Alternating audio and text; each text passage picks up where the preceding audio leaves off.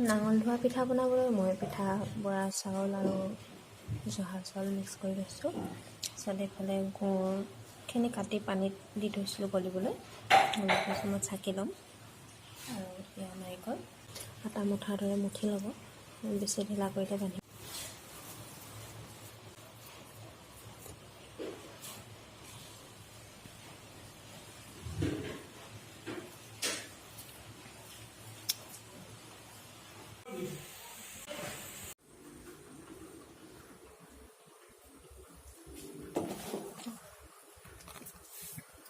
পিঠাখিনি এনেকৈ কলপাতৰে বান্ধি ল'লোঁ। তৰাপাত হ'লে ভাল, কিন্তু পিছত তৰাপাত নকৰিব। আৰু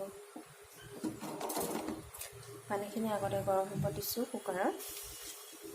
কুকাৰত দিয়ে কেৰাহীত দিয়ে এইটো আপোনালোকৰ কথা। মই কুকাৰতে দি দিছোঁ। ইয়াত এতিয়া 2টা চিটি মৰাই দিম আৰু হৈ যাব। সিজিবলৈও বেছি সময় নালাগে।